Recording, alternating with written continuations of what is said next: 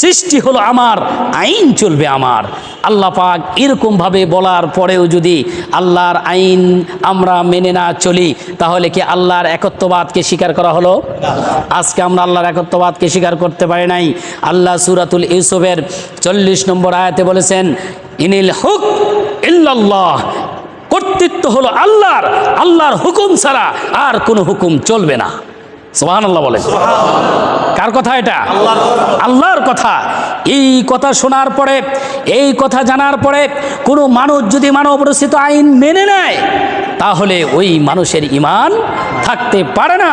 হতে পারে সে মুসলমান, হতে পারে সে বুজুর্গ, হতে পারে সে ওলি আল্লাহ, কিন্তু আল্লাহর আইন চলে না। অথচ আল্লাহর আইন চালানোর জন্য সংগ্রাম করে না, জিহাদ করে না, যুদ্ধ করে না, মানুষের কাছে দাওয়াত নিয়ে যায় না, তাহলে ওই ব্যক্তি মুসলমান না, ওই ব্যক্তি হলো টাটকা মুনাফিক। কথা বলেন ঠিক কিনা? এরকম মানুষ আমাদের মাঝে আছে না নাই? আমাদের সমাজে আছে বাইরে আমার বেশি, এরকম সংখ্যাটাই বেশি। আমি একটু প্রমাণ করে দেখাতে চাই। আপনি ভালো করে খেয়াল করবেন যে আপনি দেখবেন যখনই বলা হয় যে আমরা কোরআন দিয়ে রাষ্ট্র চালাবো, অনেকের মনটা ছোট হয়ে যায়। কয় কি কোরআন দিয়ে আবার রাষ্ট্র চলবে? কোরআন দিয়ে রাষ্ট্র চলতে পারে, কিন্তু আল্লাহর বক্তব্য কি? আল্লাহ সুবহানাহু ওয়া তাআলা বলেছেন, ওয়াকাতিলুহুম হাত্তা লা তাকুনা ফিতনা ওয়া ইয়াকুনাদ-দ্বীন। আল্লাহ বলেছেন তোমরা তাদের সাথে যুদ্ধ করো। ওয়াকাতিলুহুম, জিহাদের কথা বলেন নাই। আল্লাহ বলেছেন ওয়াকাতিলুহুম, কাতালা ইউকাতিলু। কাতালা শব্দ হলো বাবে মুফালার শব্দ। যারা আরবি জানে তারা বোঝে এই যুদ্ধ কোনোদিন একা হয় না। যুদ্ধ করতে কি লাগে? প্রতিপক্ষ লাগে, একে অপরের সম্মুখে হয় হলো কাতিলু। আল্লাহ বলেছেন কাতিলুহুম, তাদের সাথে তোমরা যুদ্ধ করো, হাত্তা, যতক্ষণ পর্যন্ত না লা ফিতনা, বিশৃঙ্খলা দূর না হয়, যতক্ষণ পর্যন্ত না সমাজ থেকে ফিতনা দূর না হয়, ততক্ষণ পর্যন্ত ওনার যুদ্ধ করতে থাকো। ওয়াকুনাদ-দ্বীন, আর যতক্ষণ পর্যন্ত সমাজে দ্বীন প্রতিষ্ঠিত না হয়। তাহলে হোয়াট ইজ দ্বীন? দ্বীনটা কি? দ্বীন শব্দের অর্থ অনেকগুলো আছে, তার মধ্যে প্রধান দ্বীন শব্দের অর্থ হলো, একটি দ্বীন শব্দের অর্থ হলো সৃষ্টিকর্তা। ইকরা বিসমি রাব্বিকাল্লাযী খলাক।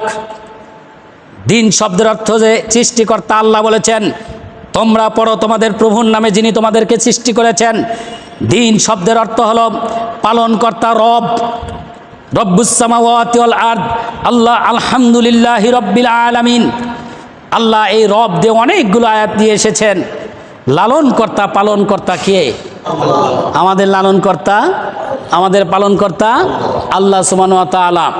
আপনারা বলেন, একটা উদাহরণ দেই। এই যে সমুদ্রের অতল গহরে, আটলান্টিক মহাসাগরের 5000 ফিট গভীরতা, এর নিচে কীট পতঙ্গ আছে না নাই? এর নিচে যেই কীট পতঙ্গ আছে, এদের খবর দুনিয়ার মানুষ জানে? জানে? দুনিয়ার মানুষ জানে না। আটলান্টিক মহাসাগর থেকে শুরু করে নিয়ে গোটা পৃথিবীর 3 ভাগ পানি, এই পানির সমুদ্রের অতল গহরে নিমজ্জিত যেই জায়গাগুলোতে কীট পতঙ্গ জীবন নির্বাহ করে, তাদের প্রতিদিন হাজার হাজার কীট পতঙ্গের খাবারের ব্যবস্থা যে মহান রব্বুল আলামিন যিনি করতে পারেন, তিনিই হলো আমাদের রব। আর কোনো মানুষের ক্ষমতা আছে ওই কীট পতঙ্গের খাওয়ানোর শক্তি আছে? তাহলে বোঝা যাচ্ছে তাদেরকে তো কেউ না কেউ খাওয়ায়। কে খাওয়ায়? আমাদের আল্লাহ। আর এই যিনি খাওয়ান, যিনি লালন পালন করেন, তিনিই হলেন আমাদের রব। এবং 3 নাম্বার হলো আপনার দ্বীন শব্দের অর্থ হলো মালিক। ওমান আরাদা আন যিকরি ফাইন্না লাহু মাঈশাতান দঙ্কা। আল্লাহ পাক বলেছেন যারা আল্লাহর আইন দেখে নিজেদের মুখটা ঘুরায় নেয়, তাদের জীবনটা আমি সংকীর্ণ করে দেই। সূরা তাহার 124 থেকে নিয়ে 126 নম্বর আয়াতে আপনারা দেখবেন আল্লাহ বলেছেন, ওমান আরাদা আন যিকরি ফাইন্না লাহু মাঈশাতান দঙ্কা ওয়া নাহশুরুহু ইয়াওমাল কিয়ামাতি আমা। যারা আমার বিধান দেখে, আমার আইন দেখে যারা নিজেদের মুখটা ফিরায় নেয়, তাদের জীবনটা আমি সংকীর্ণ করে দেই, আর কিয়ামতের দিন তাদেরকে আমি অন্ধ বানায় উঠাবো। নাউযুবিল্লাহি মিন যালিক। তাহলে বোঝা গেল দিন শব্দের অর্থ হলো জীবনদাতা, বিধানদাতা, আইনদাতা। আল্লাহর আইন ছাড়া এই দুনিয়া চলতে পারে না। আচ্ছা, আপনারা বলেন, বাংলাদেশ জামাত ইসলামীর স্লোগান কি? আল্লাহর আইন চাই, সৎ লোকের শাসন চাই। এই কথার মধ্যে কি কোনো রাজনীতি আছে? এই কথার মধ্যে কোনো ব্যক্তিত্ব মানে ব্যক্তি মালিকানা আছে? এই কথার মধ্যে একটা গোষ্ঠী নিজেদের নাম ডাক বাড়াবে এরকম কোনো কথা আছে? এর মধ্যে কি আছে যে আল্লাহর আইন চাই, সৎ লোকের শাসন চাই? এটা তো কোরআনের কথা।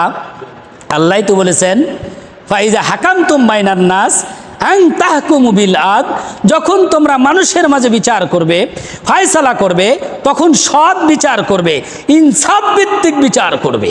বলেন তো সমাজে কি এটা আছে? কোথাও পান? আমরা পাই, যেখানেই যাই সেখানে দেখি বিচার যেখানে হচ্ছে, দুই পক্ষে দুই মুরব্বি আছে, দেখা যাচ্ছে যে দুই পক্ষের দুই মুরব্বি মোটো অঙ্কের দুই পক্ষে থেকে নিয়ে বসে আছে। মিথ্যা কথা বললাম?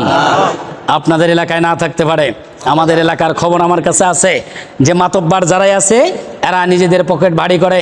ইনসাফ ভিত্তিক বিচার তো দূরের কথা, ন্যায় বিচার তো দূরের কথা। এদের কাছে মানুষ যখন যায়, এই মানুষগুলো, গরিব মানুষগুলোকে এরা হয়রানি করতে করতে এক পর্যায়ে বিচারের আশা ছেড়ে দিয়ে দুহাত আল্লাহর কাছে তুলে ধন্না দিয়ে আল্লাহর কাছে বলে, আল্লাহ, এই দুনিয়ার মানুষের কাছে বিচার পাইলাম না, তোমার কাছে সঁপে দিলাম, তুমি আজকে বিচার না দিলেও কিয়ামতের দিন তুমি বিচার দিও। কথা বলেন, এরকম করে কিনা? তাহলে সৎ বিচারের দরকার আছে না নাই? সৎ শাসনের দরকার আছে না নাই? আমরা সৎ আল্লাহর আইন চাই, সৎ লোকের শাসন চাই। বাংলাদেশ জামাত ইসলামীর কর্মসূচি, দাওয়াতি কাজ এইগুলোই। গোটা কোরআন দিয়ে রাষ্ট্র যে চালাবে তাদের সাথে আমরা আছি। রাষ্ট্র কোরআন দিয়ে চালাবে না,